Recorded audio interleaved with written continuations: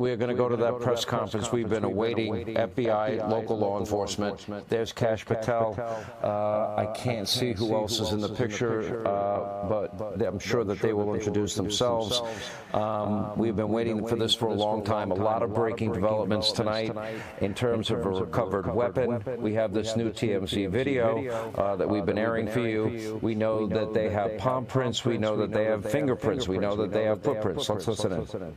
This evening, we have FBI Director Patel, FBI Deputy Director Dan Bongino, Special Agent in Charge Robert Bowles, Governor Spencer Cox, Lieutenant Governor Deidre Henderson, and Commissioner Anderson, as well as, Commissioner Bo Mason, as well as some local partners here present with us today. Governor, we'll kick it off. Thank you. Ladies and gentlemen, thank you for joining us here tonight. We appreciate the media and the partnership we have with you in helping us to get information out to the public so that we can catch this assassin and hold him accountable. We are going to share a portion of a video and that we have of the suspect, as well as some new stills. Those have already been released. But we want to make sure that they get as much attention as possible so that we can get help from the public in tracking down this evil human being. So we're going to cue up the video right now, show that.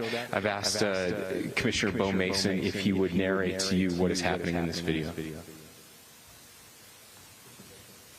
Thank you, Governor. Bo Mason, Commissioner for the Utah Department of Public Safety. If you look up to the top left, you'll see the building where the shooter was proned out in the top left corner. We'll go ahead and play that video, and I'll narrate as we walk through that. So here you see the suspect ran behind that upper building. He's going to come out on the right, moves to this far right corner. As he does, he's going to climb off the edge and then drop down to the ground. As he did that, he left some palm impressions. There's some smudges, some places we're looking to collect DNA. There's a shoe imprint where we believe the suspect is clearly identified as wearing Converse tennis shoes. Again, we'll replay that again so you can get another view of that. It's important to note his black T-shirt, his black pants, and there appears to be some white on the soles of those Converse tennis shoes. Those are all identifiable items that we're looking for.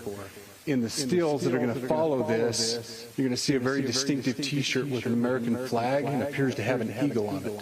There's also a baseball cap with a triangle on it and a pair of sunglasses.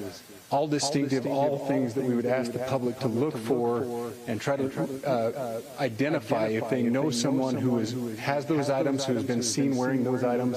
We're looking for all that information. Here you see the suspect after dropping off the building. He moved around across this grassy area, around the parking lot. We're going to pan to the right.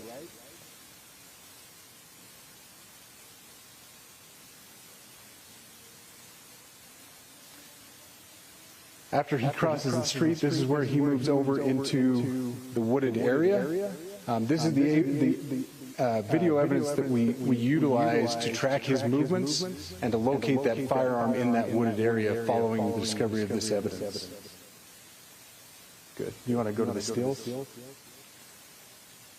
So here's the still photographs I mentioned. These have been enhanced, so these are slightly different than what we introduced earlier. Please pay close attention to the T-shirt. Like I said, very distinctive with that American flag and that eagle. The hat with the triangle and the sunglasses. If you'll go to the next picture, please. The backpack as well. All identifying features that we're hoping the public can help us identify and lead us to this suspect. Next picture. And again, there's a better picture of the hat with that triangle logo, and again the T-shirt, blue jeans, and you get a good look at those Converse tennis shoes as well. We have pushed these out. We'll continue to push these out, and we just ask for the public's cooperation through the public. The tips that have been coming in are what are giving us our next leads and enabling us to continue to further this investigation. We've had great cooperation from the public, and we're continuing to ask for that as we move forward. Thank you, and I'll turn the time back over to Governor Cox. Thank you so much, Commissioner Mason. I want to thank Director Patel and his team. It's great to have them on the ground with us tonight. We've had several briefings, and he's had an opportunity to walk the crime scene. We appreciate our local law enforcement here. Again, we have working hand in hand with the state and with the FBI as we move forward with this investigation. Now, just to give you a little warning, we will not be taking any questions at this time. We're giving you the latest information we have, being as transparent with everything that we have. But I do want to share a couple things that I think are important. We cannot do our job without the public's help right now. The public has answered our call for action. So far, we've received more than 7,000 leads and tips. I would just note that the FBI hasn't received this many digital media tips from the public since the Boston Marathon bombing.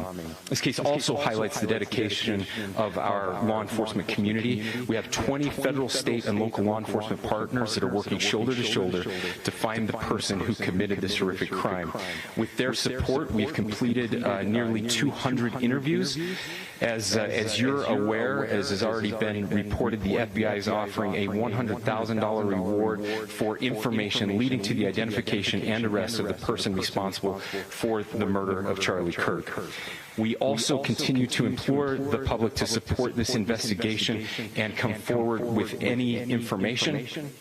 We are truly hopeful that this video and new photos will lead to even more tips. We are processing. We have an incredible team, a state and federal team working together to process those tips.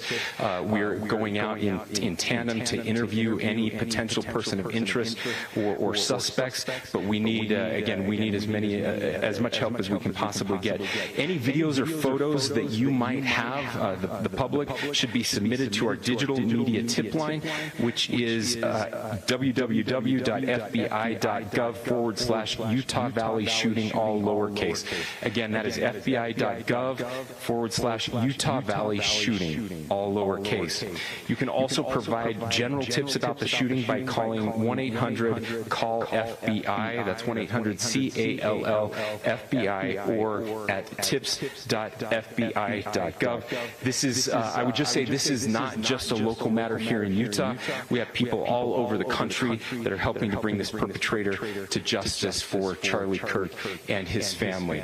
I will just add as well that, as was mentioned, there is a lot of forensic evidence that is being processed right now at both the state lab and the federal labs, federal lab on the East Coast. So we are working in tandem together.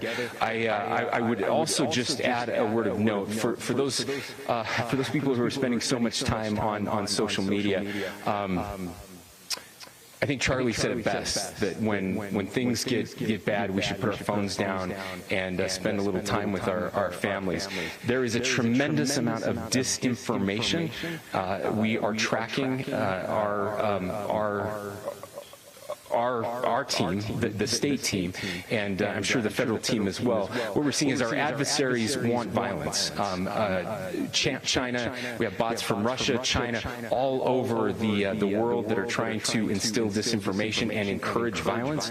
I would encourage you to ignore those, to turn off those streams, and to spend a little more time with our families. We desperately need some healing.